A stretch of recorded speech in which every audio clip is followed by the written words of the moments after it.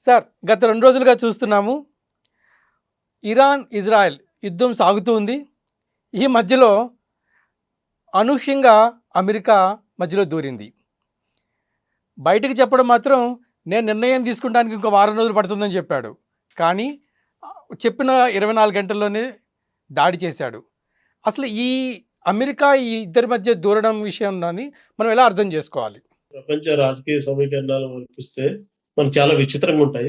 America మీరు ఎక్కడైనా చూడండి, దాదాపు అమెరికా చరిత్ర మొత్తంగా ఈ ప్రతి దేశంలోనూ వేలు పెట్టడం. వాళ్ళ లక్ష్యం ఏంటి?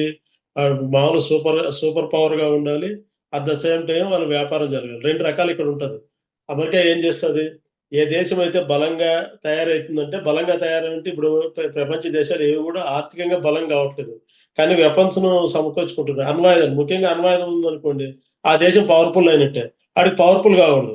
అవి రష్యా తర్వాత ఏ దేశం పవర్ఫుల్ కావడానికి ఇష్టపడట్లేదు. అట్ ద సేమ్ టైం ఈ టైంలో ఆ దేశాన్ని బలహీనపరచడం ఒకటి, బలహీనపరుస్తూ ఆ దేశంలో ఉన్న ఆయుధాలు అన్నీ అయిపోవడం వల్ల ఏమవుతాయంటే అమెరికా కంపెనీలు గానీ, ఫ్రాన్స్ కంపెనీలు గానీ ఇవన్నీ మళ్ళీ ఆయుధ వ్యాపారం చేసుకోవడానికి అవకాశం ఉంటుంది. కేవలం అమెరికా బడ్జెట్ గాని ఎక్కువ చూసుకుంటే మొత్తంగా జరిగేది ఆయుధాల ఈ ప్రపంచం అంతా ఇది చూడండి.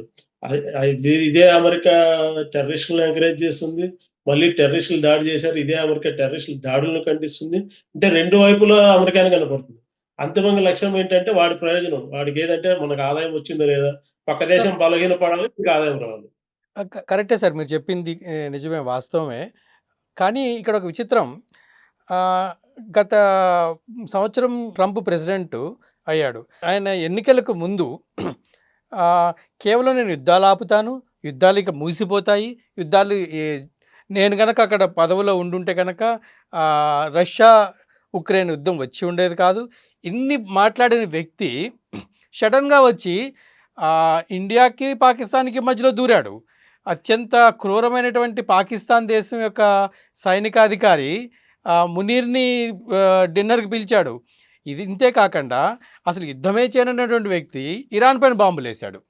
అది కూడా క్లస్టర్ బాంబులు. ఇజ్రాయెల్‌కి, ఇరాన్‌కి మధ్యలో జరుగుతున్న యుద్ధంలో ట్రంప్ దూరడం యొక్క ఉద్దేశం ఏంటి? అంటే ట్రంప్ యొక్క టెంపరితనము, లేదంటే ప్రపంచం అనుకుంటున్నట్టుగా అతను ఒక ఉన్మాది, లేదంటే నిన్న మొన్న పేపర్‌లో చూస్తే కమెడియను ఇట్లా అనుకోవాలా? లేకపోతే దీని వెనకాల ఏమైనా ఇరాన్ విషయంలో స్ట్రాటజీ ఏమైనా ఉందా ట్రంప్? నిజంగా అంటే స్ట్రాటజీ అనుకోవాలా? లేకపోతే ఒక టెంపరితనం అనుకోవాలా?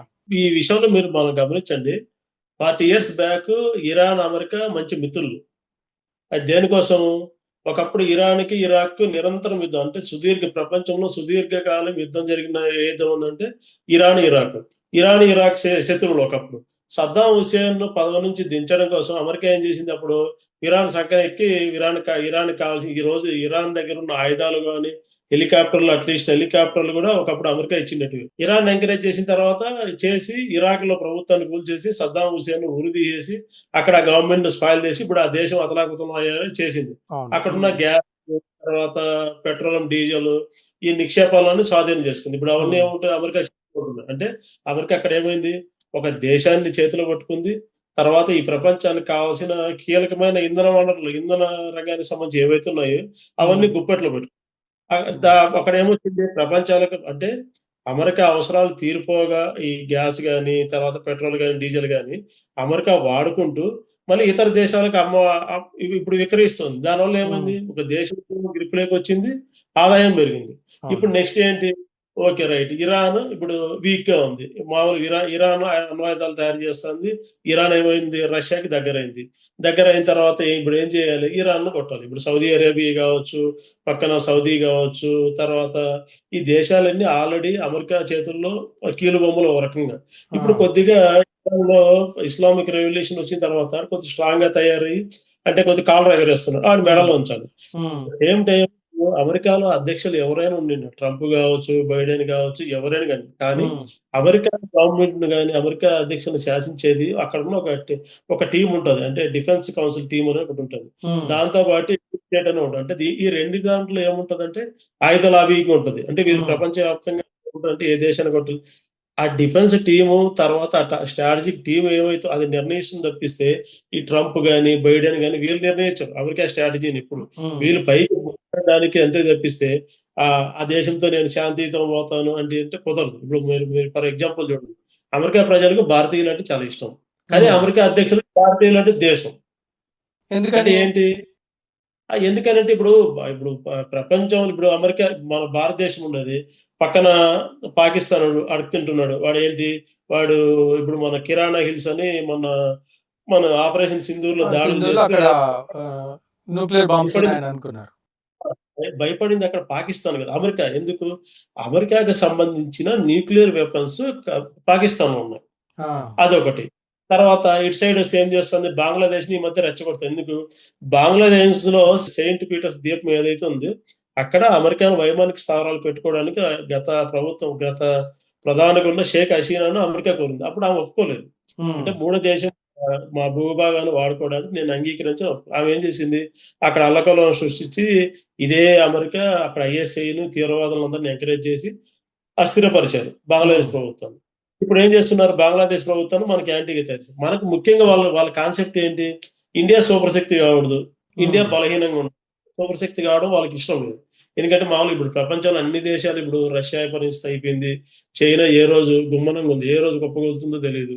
నెక్స్ట్ ఉన్న అతి పెద్ద మార్కెట్ ఏంటి? ఇండియా. ఇండియా అమెరికా మీద ఆధారపడాలంటే ఏం చేయాలి? వీడి దగ్గర ఉండి వీడికి ఏదో పేచీ పెట్టేవాడు పాకిస్తాన్‌తోనో, పక్కన బంగ్లాదేశ్‌తోనో ఫైట్ చేసుకుంటూ ఉంటారు. వాడు ఆయుధాలు కొంటుంటారు. మనం బేసిక్‌గా మీరు గమనించండి. గత 60, 70 ఏళ్లుగా మన ఆయుధాలన్నీ ఎక్కడి నుంచి వస్తున్నాయి? రష్యా రష్యా మేడు నుంచి. అమెరికా మీద పెద్ద డిపెండ్ కాలే. అవును. ఓ రకంగా లాస్ట్ ఇయర్ ట్రంప్ ఒత్తిడో లేదంటే బ మామూలుగా ఆయుధ మాఫియా ఒత్తిడి వల్ల మనోళ్ళు కొద్దిగా అమెరికాకు కూడా కొన్ని ఆర్డర్స్ ఇచ్చారు. ఉమ్, ఇట్లా అమెరికా స్ట్రాటజీని ఎప్పుడు అమెరికా అధ్యక్షుడు నిర్ణయించాడు. అమెరికాలో ఉన్న డీప్ స్టేట్ కొందరైతే ప్రపంచవ్యాప్తంగా బాగా డబ్బు సంపాదించి, డబ్బు అయిపోయిన ఉమ్. తర్వాత మామూలు పెత్తనాలు చేయలేదు. ఏ కాన్సెప్ట్ అయితే కొంతమంది ఉన్నారో వాళ్ళు అక్కడున్న డిఫెన్స్ కౌన్సిల్ నిర్ణయిస్తారు. సార్, ఈ విషయంలో ఒకటి ఇందాక మీరు ఇరాక్ అంటున్నారు కదా. సో ఇరాక్ మీద విపరీతమైనటువంటి యుద్ధం చేసి నాశనం చేసింది ఇరాక్ని. సద్దాం హుస్సేన్ని నాశనం చేసింది. చాలా గొప్పదైనటువంటి చరిత్ర కలిగినటువంటి దేశం ఇరాకు. ఒక వారసత్వం ఉన్నటువంటి ఇరాకు. తీరా చూస్తే వాళ్ళ దగ్గర భయంకరమైన రసాయన ఆయుధాలు ఉన్నాయని, అవి ఉన్నాయని చెప్పి యుద్ధం చేశారు. తీరా చూస్తే ఒక్క ఆయుధం కూడా దొరకలేదు. పాపం సద్దాం హుస్సేన్‌ని ఆడెక్కడో కలుగులో దాటుకుంటే వాడిని బయటికి తీసుకొచ్చి ఉరి చేశారు. సో మొత్తానికి మీరన్నట్టుగా ఇరాక్‌ని మొత్తం నాశనం చేయడమే వాళ్ళ ఉద్దేశం. కేవలము దాంట్లో ఉండే ఇంధనం, పెట్రోలు, వీటి ప్రొడక్ట్స్ కోసం వాళ్ళు చేసినటువంటి ఇది. కానీ ఇదే ఇరాన్ విషయంకొచ్చేసరికి మళ్ళీ అదే నెపం వేస్తున్నారు. ఏమని? అక్కడ న్యూక్లియర్ వెపన్స్ ఉన్నాయనేది ఒకటి వాళ్ళేస్తున్నది ఒకటి. 2 ఇజ్రాయెల్ మీద వాళ్ళు ఎప్పటికైనా మేము న్యూక్లియర్ అస్త్రాలు ప్రయోగిస్తాము, మేము ఇజ్రాయెల్ లేకుండా చేస్తాము అన్నాడు కాబట్టి మేము దాడి చేశామని అన్నారు. నిజంగా ఇజ్రాయెల్ దగ్గర న్యూక్లియర్ వెపన్స్ ఉన్నాయా? ఇదే ఒక నెల రోజుల కిందట మనం వెళ్తే ఈ సంవత్సరం మొదట్లోకి వెళ్తే ఇదే అమెరికా, ఇరాను న్యూక్లియర్ దీని మీద ఒక ఒప్పందం చేసుకున్నాయి. ఒక అగ్రిమెంట్ చేసుకున్నాయి. ఏమని చెప్పి వాళ్ళకి యాక్సెప్ట్ చేసింది కూడా అమెరికా. ఆ న్యూక్లియర్ శుద్ధి చేసుకోవడానికి.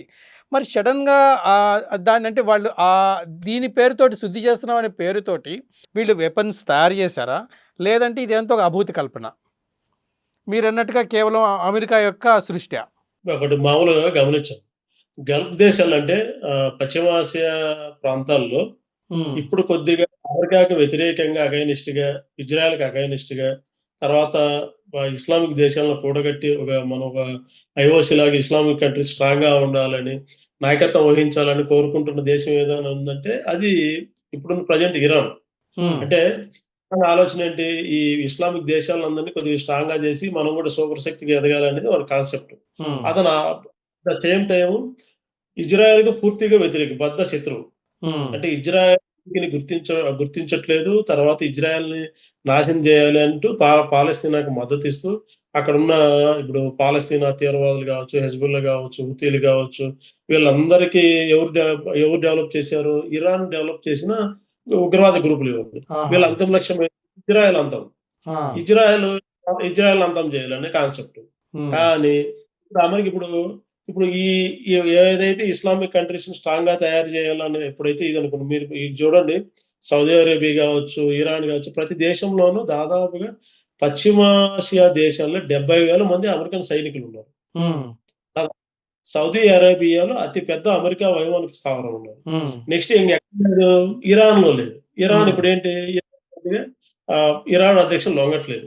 ఎంత ఉమ్, ట్రై చేసినా కూడా లొంగట్లేదు.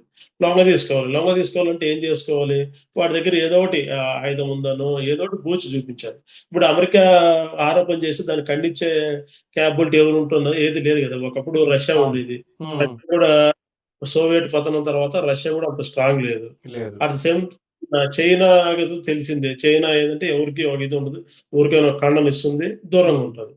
ఈ నేపథ్యంలో ఏంటంటే అమెరికా యుద్ధం చేసిన ఏ దేశం కూడా ఒకప్పుడు చూడండి, ఆఫ్ఘనిస్తాన్ లో తీవ్రవాదులు ఉన్నారని చెప్పింది అమెరికా, యుద్ధం చేసింది. ఈ రోజు ఆఫ్ఘనిస్తాన్ పరిస్థితి చూస్తే అల్లకల్లోలం. అవును. సిరియాలో యుద్ధం చేసింది, సిరియా అల్లకల్లోలం. లెబనాన్ చేసింది, లెబనాన్ ఉమ్, లోనూ అల్లకల్లోలం.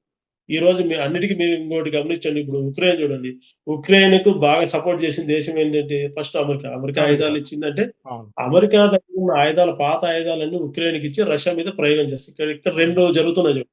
ఉమ్, అమెరికా, ఫ్రాన్స్, ఈ యూరోప్ కంట్రీస్ ఏవైతే ఉన్నాయో, ఇది ఉమ్, వీళ్ళ కుట్ర ఒకటి చూడండి. పాత ఆయుధాలన్నీ ఉక్రెయిన్కి అమ్ముకుంది, ఉమ్, అప్పు రూపాయన ఉక్రెయిన్ అమ్ముకుంది. ఆ ఆయుధాలను రష్యా మీద ప్రయోగించింది. ఉమ్, రష్యా శక్తి సామర్థ్యాలను ఒక రకంగా అంచనా వేస్తుంది. అంటే రష్యా ఎలా అంటే, రష్యా 3 ఏళ్ల నుంచి ఒక దేశాన్ని ఆక్రమించలేకపోతుంది, అవును. గెలవలేకపోతుంది. అంటే ఉమ్, రష్యా కూడా అక్కడ వీక్. ఇక్కడ ఏమైంది, అమెరికా అంటే ఒక దెబ్బకి 2 పిట్టలు అనే కాన్సెప్ట్. ఉమ్, ఇక్కడ ఉక్రెయిన్కి ఆక్రమించింది, తర్వాత రష్యాను వీక్ గా తయారు. ఉమ్, ఇప్పుడు అమెరికా ఇక్కడ కొత్తగా డొనాల్డ్ ట్రంప్ వచ్చిన తర్వాత ఏం చేస్తున్నాడు, మీ ఉమ్, దేశంలో ఉన్న ఖనిజ వనరులు మాకు కావాలి, మీరు మాకు రాసిందంటే ఆడు పాపం కళ్ళు మూసుకొని ఇంకేం చేయలేని పరిస్థితుల్లో రాసిచ్చేస్తాడు. రాసి ఇచ్చేస్తున్నాడు. అంటే ఉమ్, చూడండి, ఉక్రెయిన్ ఉన్న ఉక్రెయిన్ కి సాయం చేసింది, కానీ ఉమ్, అక్కడ ఉన్న వనరులు వచ్చేసింది. ఉమ్, ఉక్రెయిన్ కూడా నాశనం అయిపోయింది. అమెరికా చరిత్ర అంతా ఎక్కడ చేసిందంటే, ఒక దేశాన్ని దేశం చేయడము, ఆ దేశంలో ఉన్న వనరులు కొల్లగొట్టుకోవడం. కొల్లగొట్టుకుపోవడం. అంతే ఇప్పుడు కూడా అంటే మీ ఉద్దేశం ఇరాన్‌లో ఉండేటి వనరుల మీద దృష్టే తప్ప ఇజ్రాయెల్‌ని ఏదో రక్షించాలనే దృష్టి ట్రంప్‌లో లేదు. ఇజ్రాయెల్ ఓ రకంగా మీరు అనుకుంటే మామూలుగా మిగతా దానిలో ఇజ్రాయెల్ అమెరికా కంటే కూడా ఓ రకంగా అంటే ఆర్థికంగా గానీ, వెపన్స్ పరంగా లేకపోవచ్చు గానీ, మిగతా అంశాల్లో స్ట్రాంగే. అంటే హ్మ్. అమెరికాకి ఏందంటే ఒక నమ్మకమైనది, ఒక చిన్న దేశమైన ఇజ్రాయెల్ అంటే ఎవరినైనా ఢీకొట్టింది. ఇప్పుడు అమెరికా చెప్పినట్టు వేరే దేశాలు వినవు. ఇప్పుడు ఫ్రాన్స్ ఉంది, అమెరికా మిత్ర దేశం. హ్మ్. తర్వాత బ్రిటన్ ఉంది. కానీ బ్రిటన్‌కి మీరు చెప్పి పలానా రష్యా మీద దాడి చేయంటే బ్రిటన్ వినదు. హ్మ్. నువ్వు చెప్తే నేను దాడి చేయలేను. కానీ ఇజ్రాయెల్ అలా కాదు. కొద్దిగా అమెరికా చెప్తే వింటది. నువ్వు హుహు. పక్కన ఇరాన్, పక్కన పాకిస్తాన్ కొట్టు అంటే ఇరాన్ ఇజ్రాయెల్ ఉంటది. అట్లా ఇజ్రాయెల్‌ను ఒక విధంగా అమెరికా ఆడిస్తుంది. అట్ ద సేమ్ టైమ్ ఒకప్పుడు యూదులు ఎక్కువ శాతం అమెరికా ప్రాంతాల నుంచి వచ్చారు కాబట్టి హ్మ్. ఓకే. గల్ఫ్ కంట్రీస్‌లో బలమైన మద్దతు అంటే గల్ఫ్ కంట్రీస్, ఎందుకంటే ఎప్పటికైనా ఇస్లామీకరణ అనేది వాళ్ళకి సవాల్‌గా విసిరేది కాబట్టి. అంటే ఇక్కడ ఇజ్రాయెల్ ఒక మాట చెప్తుంది కదా! మేము న్యూక్లియర్ వెపన్స్ అనేవి ఎక్కడ లేకుండా చేస్తామని. ముఖ్యంగా మనకి ఇజ్రాయెల్ కూడా మనకి మిత్ర దేశము. మనకి ఇజ్రాయెల్‌కి ఉన్నటువంటి ముఖ్యంగా వాళ్ళు టెర్రరిజానికి తీవ్రవాదానికి వ్యతిరేకంగా పోరాడుతున్నటువంటి వ్యక్తులు. సో, అంటే పూర్తిగా అమెరికాని అంటే ఇజ్రాయెల్ అమెరికాను ఉపయోగించుకుందా? లేకుంటే అమెరికా ఇజ్రాయెల్‌ని ఉపయోగించుకుందా? ఇక్కడ 2 జరుగుతున్నాయి. అంటే ఇజ్రాయెల్‌కి ఏంటి కావాలో కొన్ని అంశాల్లో అమెరికా మద్దతు కావాలి. హ్మ్. ఇంకో అంశాల్లో టెక్నాలజీ పరంగా కావచ్చు, ఇంకా మిగతా అంశాల్లో ఇజ్రాయెల్ మద్దతు అమెరికాకి కావాలి. హుహుహు. ఒకప్పుడు పాకిస్తాన్ అణ్వాయుధాలు తయారు చేస్తుందన్న మూవ్‌మెంట్‌లో పాకిస్తాన్ మీద దాడి చేయడానికి ఇజ్రాయెల్ ఫస్ట్ యుద్ధ విమానాలు రెడీగా వచ్చాయి. హ్మ్.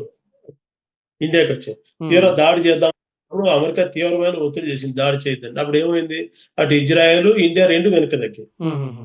మొదట ఇండియా వెనక్కి తగ్గిన తర్వాత ఇజ్రాయెల్ కూడా వెనక్కి తగ్గింది.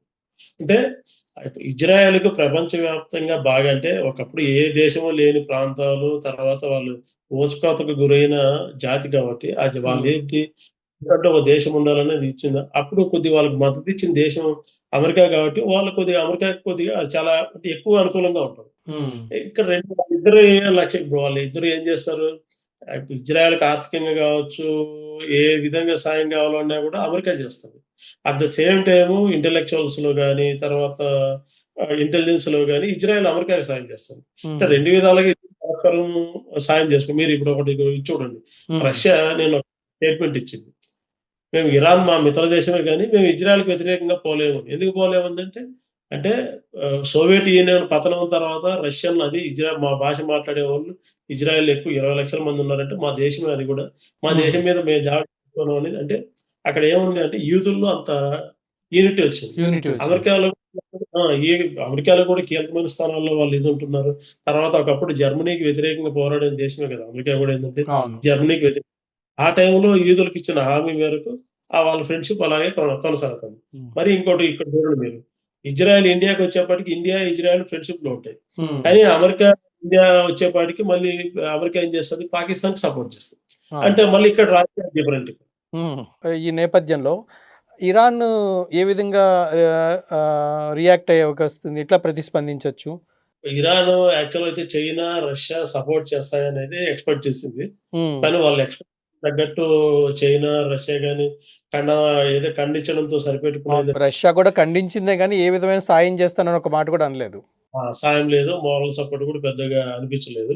కానీ ఒక ఇది అంటే అమెరికా ప్రస్తుతానికి కాల్పుల విరమణ స్టార్ట్ చేసింది గానీ, దీని వెనక కూడా ఏదో ఒకటంటే అంతిమంగా అక్కడ నాయకత్వం మార్పిడికి లేదా ఆ నాయకత్వాన్ని లొంగదీసుకోవడం అనేది ఇది ఉంటది. హ్మ్. ఇప్పుడు ఆ ఇరాన్ సుప్రీం ఎవరైతే ఉన్నారో ఆయన బయటొచ్చిన తర్వాత అమెరికాకి హ్మ్. లొంగిపోతాడా? లేదంటే ముందులాగా ఉన్నట్టే ఇది చేస్తాడో చూడాలి. ఒకవేళ అమెరికా ఇప్పుడు ఇరాన్ సుప్రీం లీడర్ లొంగిపోవడానికి కూడా కొద్ది కారణాలుంటాయి. ఎందుకంటే ఆయన చైనా, రష్యా సపోర్ట్ ఇవ్వలేదు. హ్మ్. తర్వాత వాళ్ళు ఎప్పుడైతే ఇన్ని రోజులు పెంచి పోషించారో అక్కడ హుతీలు గాని, హిజ్బుల్లాలు గాని, తర్వాత ఇక్కడ మన పాలస్తీన్ ఉన్న వీళ్ళు గాని, వీళ్ళెవరు కూడా ఈ తీవ్రవాద సంస్థలు కూడా ఏం చేయలేని పరిస్థితికొచ్చేసాయి. అంటే ఆ! అచేతనంగా తయారైపోయారు. ఎవరు అంత స్ట్రాంగ్‌గా ఉండట్లేదు. ఈ నేపథ్యంలో ఒక రకంగా ఇరాన్ కూడా లొంగిపోయే పరిస్థితి కనపడుతోంది. మిగతా ఈ ఇస్లాం దేశాలు కూడా ఎక్కడా కూడా వాటికి సపోర్ట్‌గా కనిపించటం లేదు. గల్ఫు మీకు బేసిక్‌గా ముస్లిం మెజారిటీ దేశము హ్మ్. టర్కీ. టర్కీ ఏంటి? అమెరికాకి మిత్ర దేశం. హ్మ్. టర్కీ అమెరికాకి మిత్ర దేశం. హ్మ్. సౌదీ అరేబియా అమెరికాకి మిత్ర దేశం. హ్మ్. వీళ్ళేమంటారు? ఈ కేవలం ఏదో పాకిస్తాన్ విషయంలో ఏదో మేమంతా ఇస్లాం దేశాలు ఒకటి, ఇజ్రాయెల్ విషయంలో మేమంతా ఇస్లాం దేశాలు ఒకటి అంటాయి గానీ, కానీ హ్మ్. వాళ్ళ మధ్య ఎవరికి అందరికి వాళ్ళు కూడా ఖండించేవాళ్ళే గానీ, వాళ్ళు కూడా సాయంగా వచ్చేవాళ్ళు ఎవరున్నారు? ఎవరు లేరు. వాళ్ళు కూడా ఏదో ఎవరు లేరు. ఖండన ఇచ్చారు. ఏదో పేపర్ స్టేట్‌మెంట్ ఇచ్చారు. సైలెంట్ అయిపోయారు. హ్మ్. అని తప్పిస్తే ఎక్కడ ఇప్పుడు టర్కీ అవును. ఉన్నది. టర్కీకి మేజర్ ఆయుధాలు గాని, అమెరికా ఎట్లా చెప్తే అట్లా టర్కీ ఇంటది. హ్మ్. సౌదీ అరేబియా వీళ్ళకంత ధైర్యం, అంత క్యాపబిలిటీ ఎక్కడున్నది అసలు? అమెరికాని ఎదుర్కొన్నంత శక్తి సామర్థ్యాలు వాళ్ళకి లేవు గదా! లేవు. అమెరికాకి ఎదురు వెళ్ళలేని పరిస్థితి. వీళ్ళు ఇజ్రాయెల్‌ని వ్యతిరేకిస్తే మీరు ఇంకోటి గూడా గమనించండి. ఇస్లామిక్ దేశాలంటే మళ్ళీ టర్కీ, ఇజ్రాయెలు మళ్ళీ ఫ్రెండ్స్. అవి 2 మిత్ర దేశాలు అవి 2. హ్మ్. అంటే ఇప్పుడు ఏందంటే ఎవరి ప్రయోజనాలు వాళ్ళు చూసుకుంటున్నారు తప్పిస్తే, మా అంతర్జాతీయంగా వచ్చేప్పటికి ఒక కూటమిగా వచ్చే పరిస్థితి వీళ్ళకి కనపడట్లేదు. ఆ కనిపించడం లేదు. పరిస్థితి లేదు. హ్మ్. కనిపించటం. ఈ నేపథ్యంలో భారత్, ఇరాన్ మధ్యలో మనకి అంటే సత్సంబంధాలు ఉన్నాయి. అయితే చారిత్రాత్మకంగా చూసుకుంటే భారత్, ఇరాన్‌కి సంబంధాలు అంటే ఒక విధంగా చరిత్ర చెబుతుందేంటంటే 3000 సంవత్సరాల నుంచి వాళ్ళకి మనకి ఒక మిత్రత్వం ఉందని, వాళ్ళతోటి మనకి వ్యాపారాలు సాగినాయని వస్తూ ఉంది. సరే అది ఆ విషయం పక్కన పెడితే 2016 వరకు కూడా సక్రమంగానే సాగినియి. 2016లో మన ప్రధానమంత్రి గారు కూడా వెళ్ళారు. ఇరాన్‌కి వెళ్ళారు. కానీ 2017లో సడెన్‌గా కాశ్మీర్‌కి అనుకూలంగా వ్యాఖ్యలు చేసింది ఇరాను. క ఇట్లా సాగుతున్నప్పుడు ఇప్పుడు మనకి ఇరాన్‌కి సంబంధాలు ఎలా ఉన్నాయి? ఇక మీదట ఎలా ఉండబోతాయి? మనం కూడా పెద్దగా దాన్ని ఖండించలేదు. కేవలం ఇద్దరు చర్చించుకోండి అన్నామే గానీ పెద్దగా ఖండించలేదు. సో, దీని వల్ల మనకి భారత్, ఇరాన్ యొక్క సంబంధాలు ఈ నేపథ్యంలో ఎలా సాగుతాయి? ఇరాన్‌కు, మనకు సాంస్కృతిక పరంగా గావచ్చు, భూభాగ పరంగా అంటే ఇండియా మన భారతదేశం, పాకిస్తాన్ విడిపోయిన తర్వాత హ్మ్. మనకు సుదీర్ఘ దాదాపుగా 900 కిలోమీటర్ల మేర సరిహద్దు కలిగిన ప్రాంతం ఒకప్పుడు ఇరాన్ మనకి. ఆ! ఇండియా, పాకిస్తాన్ విడిపోయిన తర్వాత ఆ సరిహద్దు పాకిస్తాన్, ఇరాన్ పంచుకుంటున్నాయి. హుహుహు. వీళ్ళంతా అట్ ద సేమ్ టైమ్ మనకేముంటున్నది, ఇప్పుడు ఇజ్రాయెల్ మనకు బాగా మిత్ర దేశం. అంటే ఇరాన్ కంటే కూడా నమ్మిన బంటు హ్మ్. మనకు బాగా. కానీ ఇరాన్ ఎప్పుడు కూడా మన మనకేముంటున్నది, పాకిస్తాన్ మనకెప్పుడు కాన్ఫ్లిక్ట్ ఎప్పుడు ఎక్కువ ఇది వస్తుంటది. ఇండియా పాకిస్తాన్ వస్తుంది. ఉమ్, ఇండియా పాకిస్తాన్ వచ్చేటప్పుడు వాడు ఏమవుతున్నాడు, మతం ఆధారంగా, ఇస్లామిక్ ఆధారంగా ఒక రకంగా ఇన్నర్గా పాకిస్తాన్ సపోర్ట్ చేసి ఇండియాకి సపోర్ట్ చేయడానికి ముందుకు రావట్లేదు. ఉమ్, ఎందుకు అక్కడ ఆ, ఒక ఇది కావచ్చు, అక్కడ ముస్లిం ప్రాబల్యం కావచ్చు, షియాల ప్రాబల్యం, దీనివల్ల ఇది రావట్లేదు. క్యాస్ట్ ఈక్వేషన్ తో సంబంధం లేకుండా మనకు బాగా సపోర్ట్ గా నిలిచే దేశం ఇజ్రాయెల్. ఇజ్రాయెల్. అలాంటప్పుడు ఏం చేయాలి, మనం ఇక్కడ ఒక రకంగా పూర్తిగా ఇజ్రాయెల్కి మనం మద్దతు ఇవ్వకపోయినా కూడా ఇరాన్ విషయంలో మనం తటస్థంగానే ఉండిపోవాల్సి వస్తుంది. అంటే ఉమ్, ఇరాన్ పూర్తిగా సమర్థించలేని పరిస్థితి. ఇప్పుడు ఇరాన్, ఇప్పుడు మనం చూడండి, టర్కీ ఉంది. టర్కీ భూకంపం వస్తే ఏ ముస్లిం కంట్రీ కూడా ఒక రూపాయి సాయం చేయలేదు. అవును. కానీ ఇండియా ఫస్ట్ సాయం చేసింది. ఉమ్. అదేంటి, మన ప్రభుత్వం అనే పేరుతో మనం సాయం చేసింది. కానీ వాడు మనకి ఏం గిఫ్ట్ ఇచ్చాడు, మన మీదే. మొన్న వాడు ఆపరేషన్ సింధూర్లో వాడు డ్రోన్స్ మనల్ని కొట్టినాయి.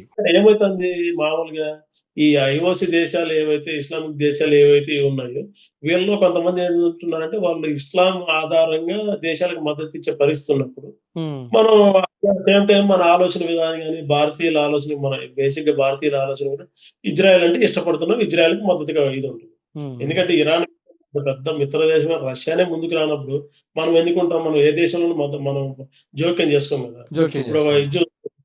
ఈ ఉక్రెయిన్ రష్యా యుద్ధంలో చాలా దేశాలు మనం తప్పులు పట్టాయి. అంటే మీరు తటస్థంగా ఉంటున్నారు, ఓ రకంగా రష్యా వైపు వైఖరి తీసుకుంటున్నారు అవును. అన్నట్టు తప్పులు పట్టాయి. ఇండియాలో ఉన్న దేశాలు దాదాపుగా, ఇక్కడ ఉన్న ప్రతిపక్షాలు కూడా మనం ఏదో ఒక పార్టీ తీసుకోవాలి, ఏదో ఒక దేశం వైపు మొగ్గు చూపాలి.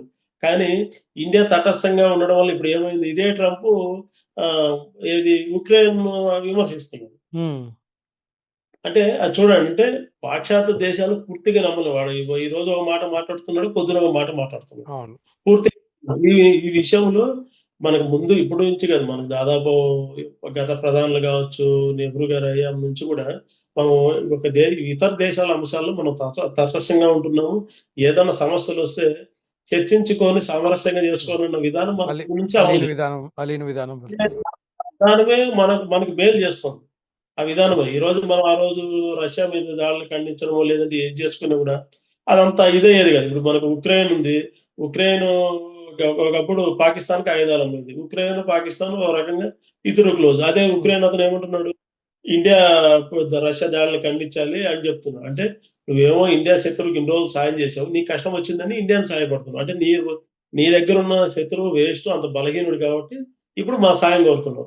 ఇది ఉంటుంది. అంటే మనం ఓవరాల్‌గా చూసుకుంటే పాశ్చాత్య దేశాలను మనం ఏది నమ్మే పరిస్థితులు లేవు ఇప్పుడు. ఇప్పుడు పాకిస్తాన్‌ని, ఇరాన్ ముఖ్యంగా కాశ్మీర్ విషయంలోను, చాలా విషయాల్లోనూ ఇరాన్‌కి, పాకిస్తాన్‌కి చాలా మంచి జోడుంది. అలాగే పాకిస్తాన్ వెనకేసుకుంటూనే వచ్చింది ఇరాన్. మరి ఈ దశలో పాకిస్తాన్ ఇరాన్‌కి ఏమైనా సాయం చేస్తదా?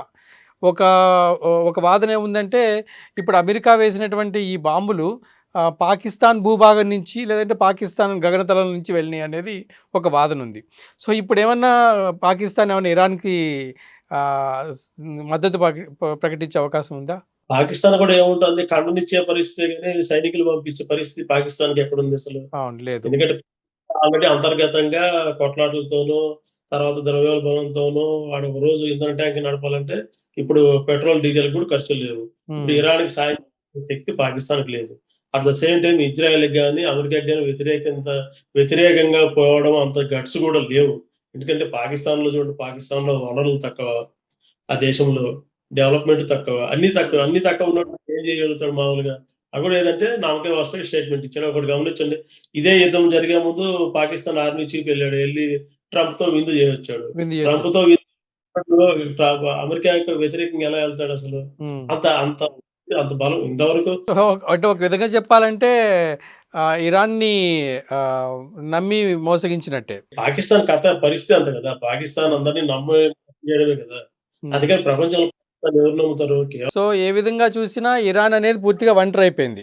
ఇరాన్ పూర్తిగా ఒంటరైపోయినట్టే ఇప్పుడున్న సుప్రీం లీడర్ ఎవరైతే ఉన్నారో. సో ఇప్పుడు ఈ పత్రికలు, పాశ్చాత్య పత్రికలు గానీ, భారతీయ పత్రికలు గానీ ఏదో హడావుడి చేస్తున్నాయి ఏమని, మూడవ ప్రపంచ యుద్ధం అని. అది వచ్చే అవకాశం ఎక్కడా కనిపించట్లేదు. ఎప్పుడు ఇరాన్ దాసోహం ఉంటుంది కదా! మూడో యుద్ధం వచ్చే పరిస్థితి ఏ దేశం కూడా ఇప్పుడు యుద్ధాలను తట్టుకునే పరిస్థితుల్లో లేదు. మీరు హ్మ్. ఏ దేశం ఉన్నా, అమెరికా కావచ్చు, ఏ దేశం, ఇప్పుడు రష్యా రష్యా పరిస్థితి ఏమైపోయింది అసలు? అంత పెద్ద దేశమే మామూలు యుద్ధం తట్టుకోలేక ద్రవ్యోల్బణం పెరిగిపోతుంది. ఉన్న అవును. వనరులు అయిపోతున్నాయి. చాలా ఇబ్బంది పడుతుంది. లాస్ట్‌కి రాయితీలు ఇచ్చి ఇదే ఇండియా దగ్గర మామూలుగా మీకు పెట్రోల్ అమ్ముదాం కొనుక్కోండి మీకు రాయితీలు ఇస్తామన్న పరిస్థితి ఉంటుంది. హ్మ్. ఇప్పుడు ఏ దేశం ఏదన్నా అంటే ఏదో ఆఫ్ఘనిస్తాను, పాకిస్తాన్ లాంటి లేదంటే సిరియా లాంటి దేశాలు అదేదంటే అక్కడున్న ఏదైతే ఈ ఎక్స్‌ట్రీమిస్ట్‌లు ఉంటారో వాళ్ళేదో యుద్ధాలు కోరుకొని దేశాలు నాశనం వాడికేముంటది? వాడికి ఏదో ఒకటి నేను బలవంతుడిని అనిపించుకోవాలి. తర్వాత వాడికి పెత్తనం గావాలి. ఆ పెత్తనం కోసం దేశాలు నాశనం అవుతున్నది. ఈ విధంగా జరుగుతున్నటువంటి ఈ వ్యవహారాల్లో ఆహ్, భారతీయ నాయకులు సో కాల్డ్ సూడో నాయకులనుకోండి, లేదంటే ప్రతిపక్షం నాయకులనుకోండి, ఎవరైనా కొంతమంది ఇరాన్‌కి మనం సపోర్ట్ చేయాలి. ప్రముఖ కాంగ్రెస్ పార్టీ నాయకులు సోనియా గానీ, ఖర్గే గానీ, మనం ఇరాన్‌కి మనం మద్దతు పలకాలి అని ఎందుకంటున్నాయి? కరెక్ట్. ఇప్పుడు మీరు ఇది అంటే మన దేశంలో కాంగ్రెస్ ఆలోచన విధానాలని ఒక రకంగా పాకిస్తాన్ ఆలోచన విధానాలతో సరిపోల్చవచ్చు మీరు. మీరు హ్మ్. ఎప్పుడన్నా అబ్జర్వ్ మామూలుగా పా కాంగ్రెస్ ఆలోచనలతో ఓ రకమైన పాకిస్తాన్ భావజాలంతో పెరిగిన పార్టీ అనుకోవచ్చు మనం దాని వరకు. అవును. ఇప్పుడు ఈవెన్ నెహ్రూ గావచ్చు, ఇందిరాగాంధీ గావచ్చు వీళ్ళందరూ విదేశీ విధానంలో తటస్థం అంటే మీ పార్టీ గత ప్రధానులే విదేశీ విధానాల విషయంలో తటస్థంగా ఉన్నప్పుడు ఈ ప్రభుత్వాన్ని ఎందుకు మీరు ఒకవైపు ఉండాలని ఎందుకు ఎగదోయాల్సొస్తుంది. హ్మ్. ఎగబడాల్సొస్తుంది? అంటే వీళ్ళకేంటి అంటే ఇక్కడ మోడీని కొంచెం ఇబ్బంది పెట్టాలనే ఉద్దేశం ముఖ్యంగా. ఇప్పుడేదో మోడీ ఇప్పుడేమైతుంది, ఇక్కడేంటంటే మోడీ ఒక అంతర్జాతీయ స్థాయిలో ఒక పేరొచ్చింది. ఇండియాకు పేరొచ్చింది. అట్ ద సేమ్ టైమ్ మోడీకి పేరొచ్చింది. అంతర్జాతీయ స్థాయిలో మోడీకి కల్పించుకుంటే యుద్ధాలాగుతాయన్న పరిస్థితి అన్ని దేశాల అధ్యక్షులు ఇదంటున్నారు. ఒకప్పుడు ఒకప్పుడు మన ప్రధాని వస్తున్నాడంటే లోకల్ అధికారులొచ్చి స్వాగతం పలికేవాళ్ళు. ఎక్కడో పట్టించుకునేవాళ్ళు గాదు. ఈరోజు మన ప్రధాని ఒక దేశానికి వస్తున్నాడంటే ఆ దేశ అధ్యక్షుడు ఎయిర్‌పోర్ట్‌లో వెయిట్ జేస్తున్నారు. ఓకే. అసలు మన ప్రధానితో ఫోటోలు గాని, మీటింగ్ గాని చాలా ఇష్టపడుతున్నారు. అంటే ఇప్పుడేంటి ఈళ్ళకి కడుపుమంట. ఈ దేశంలో ఏంది ఏదో విధంగా మోడీ ప్రతిష్టను, భారతదేశ ప్రతిష్టను మంట గలపాలి. ఆ మంట కలిపిన తర్వాత మళ్ళీ వీళ్ళే అంటారు. ఆ మోడీ జోక్యం చేసుకున్న ఇప్పుడు మనము ఇరాన్ నుంచి క్రూడ్ ఆయిల్ కొంటున్నామా? ఈ యుద్ధం వల్ల, ఈ ఇరాన్ మీద బాంబులేయడం వల్ల మనకి సామాన్యుడి మీద ముఖ్యంగా పెట్రోల్, డీజిల్ రేట్లు పెరిగే అవకాశం ఉందా? దీనిపైన ఎలా ఉంటుంది? ఈ భారతదేశంపై ఎలా ఉంటుంది దీని ప్రభావం? ఇప్పుడు మనం మామూలుగా గల్ఫ్ కంట్రీస్ నుంచి మన డీజిల్ గాని దిగుమతి చేసుకుంటాం. అంటే పూర్తిగా ఇరాన్ మీద లేదు మనది. ఇరాన్ నుంచి మనం తీసుకోవట్లేదు. హ్మ్. కానీ ఇరాన్‌లో ఉన్న చోబర్ పోర్ట్ అనేది ఉన్నది. అది ఇండియా సాయంతోని ఎప్పుడో ఏళ్ళగా నిర్మిద్దాం అనుకోని మనోళ్ళు ఇది చేశారు. కానీ కొద్ది రోజుల మధ్యలో ఏమేసింది ఇరాన్ కొద్దిగా తోక జాడిచ్చి మళ్ళీ చైనా కొద్దిగా దగ్గరైంది. దాంతో మనం కూడా ఏందంటే కొన్ని విషయాల్లో విరమించుకున్నాం. మళ్ళీ తర్వాత ఇరాన్ మళ్ళీ మూడోసారి మనతో చర్చలు జరిపింది పూర్తి చేయనని చెప్పింది. మనం హ్మ్. పూర్తిగా అంటే ఈ పెట్రోల్, డీజిల్ విషయంలో అయితే మనం ఇరాన్ మీద ఆధారపడట్లేదు. ఆ! కానీ మన దగ్గర నుంచి ఇరాన్‌కు దాదాపుగా లక్షల టన్నులు బాస్మతి ఎగుమతయితుంది. అంటే మన ఆహా! దేశం నుంచి ఇరాన్‌కి ఎగుమతయ్యే వస్తువులు చాలా ఉన్నాయి. ఆ! ఎగుమతవుతుంది. తర్వాత ఇరాన్‌లో గూడా కొన్ని ప్రాంతాల్లో మన భారతీయ కంపెనీలు పెట్టుబడులు పెట్టాయి. హ్మ్. మా ఆ ఆ ఆ ఇదైతే ఉన్నది. కానీ పూర్తిగా కానీ మనమైతే ఇరాన్ పైనైతే ఇప్పుడు ఆధారపడే పరిస్థితి అయితే మనం ఏమి లేము మనం పూర్తిగా. సో, అంటే మనం ఏమైనా ప్రభావం పడితే మన ఎగుమతులపైన ప్రభావం పడే అవకాశం ఉంది. అందుకే మీకు బాస్మతి ధరలు చూడండి ఈ మధ్య 3, 4 దాదాపు ₹5 బాస్మతి ధరలు తగ్గాయి. ఆ! ఎందుకంటే లక్షల ఆగిపోయినాయి ఇప్పుడు. ఎక్స్‌పోర్ట్ కాకుండా ఆగిపోయినాయి. ఇప్పుడు ఏమైపోయిందంటే దేశీయంగా ధరలు తగ్గాయి. హుహుహు. అది చాలా సంతోషమండి. మీరు చాలా సమయం తీసుకొని మాకు ఇంత విలువైన విషయాలు అందజేశారు. మళ్ళీ ఇంకొకసారి కలుద్దాం. నమస్కారం అండి. నమస్కారం. ధన్యవాదాలు.